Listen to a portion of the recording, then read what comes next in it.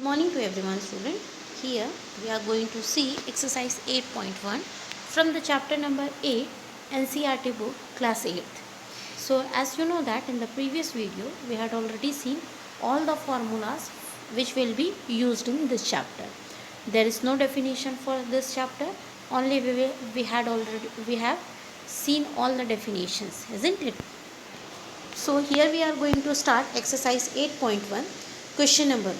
So what the question number 1 says here? In the question number 1 it is said that find the ratios of the following. So dear student, here it is asked to find the ratio of the following. Following, that means speed of a cycle is given as 15 kilometers per hour to the speed of the scooter given 30 kilometers per. So here we are going to see the question A part. What is this question A part? Again I will repeat that.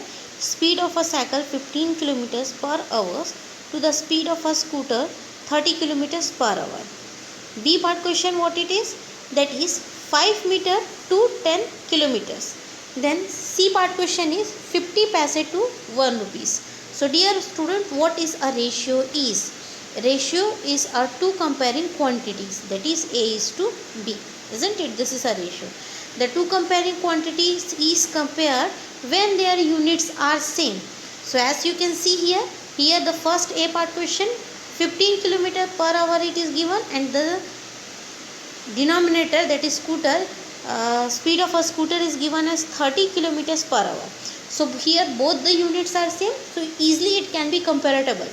But when we are going to see in question number B, here you can see that 5 meter to 10 kilometers, जब दो quantities के unit जो है same नहीं होता, जैसे यहाँ पर एक है मीटर दूसरा है किलोमीटर, यहाँ पर सेम नहीं है. सो in order to compare that two quantity we have to make the same unit in the ratio. Ratio की खासियत यही है कि जब तक उसके यूनिट्स सेम नहीं होते तब तक वो कंपेयर नहीं होता. So here in order to find the ratio of 5 metre to 10 kilometers we have to first convert either meter into kilometers or kilometer into meter. In the same way for the C part question 50 paise 2 rupees 5. So for what we can see here, either the two units are there, isn't it? As we know that the ratio does not deserve the two unit, it should have the same unit, isn't it? So in this question C part, either we have to convert the rupees into paise or paise into rupees. Clear? So moving towards the A part of the solution, here you can see that in the A part of the solution, what we are going to do? We are going to compare the two ratio. So ratio is equals to speed of cycle to speed of car, isn't it? What is ratio? R is equals to A is to B. This is the ratio. So here we can see that A upon B we have to do is, so speed of a car is to speed of a ratio, that can be written in the form of A upon B in the as speed of a cycle upon speed of a car. So actually we are having as ratio A is to B, that is ratio, what is the speed of a car we are having? The speed of a car is 15 kilometers per hour is to speed of a scooter is 30 kilometers per hour, isn't it? You can see that their units are same, hence it can be comparable. So 15 kilometers per hour upon 30 kilometers per hour.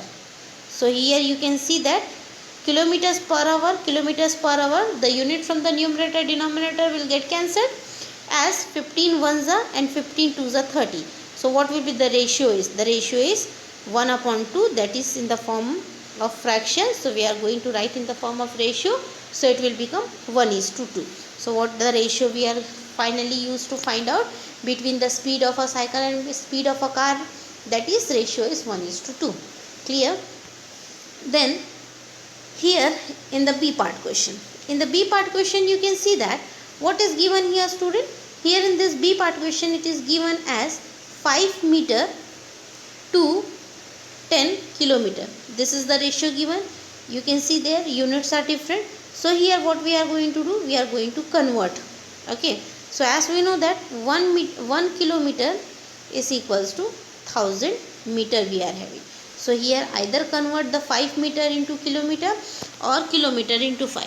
So here according to the solution we are going to convert the kilometer into meter, isn't it? So in order to convert 10 kilometers into meter, what we are going to do? We are going to multiply. So 10 into 1000. So how much it will become? 10,000 meter, isn't it?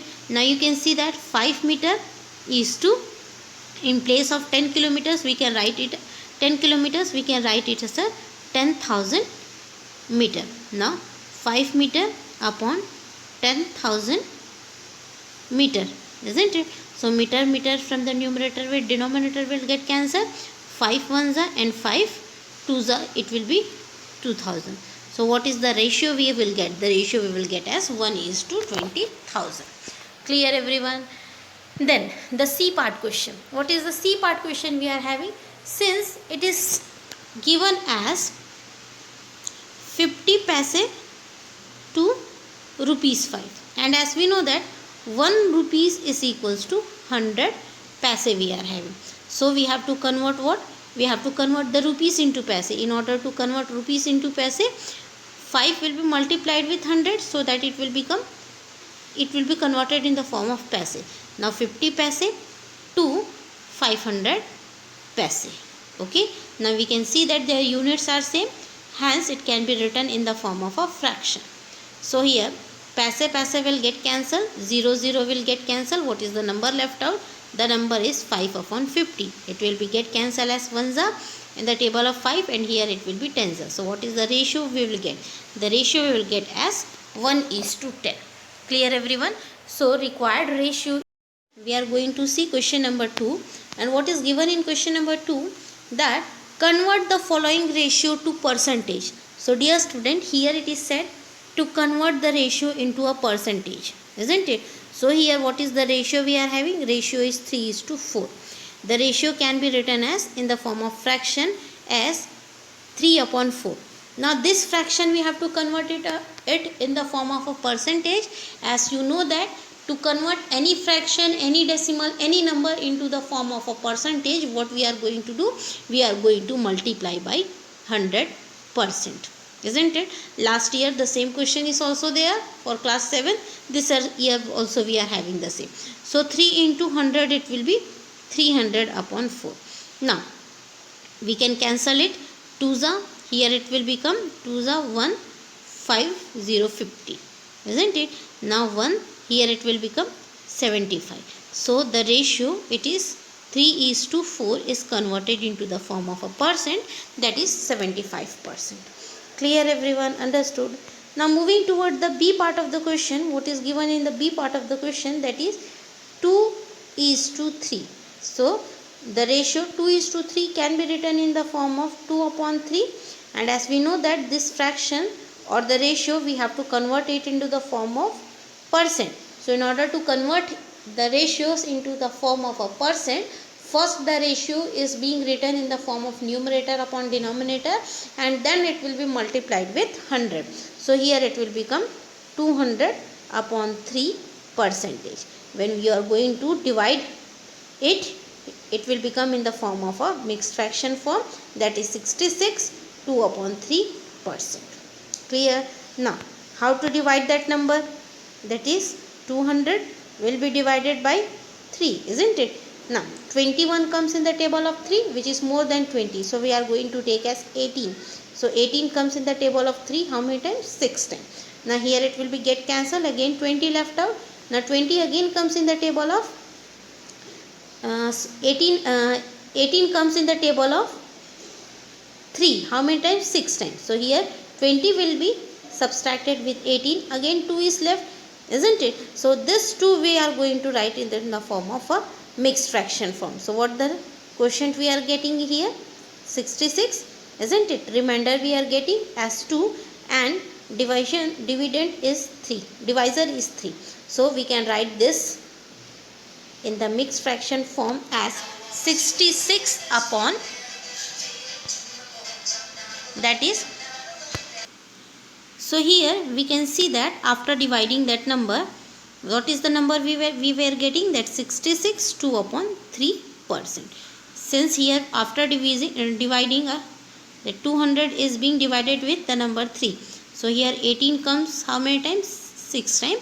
Again 2 is left out. Again we will take 18 because 3 6 is 18, that's why, isn't it? So again, hence we can see that here the remainder is 2, divisor is 3 and the quotient is 66. So we can write it in the form of a mixed fraction, that is 66, 2 upon 3%.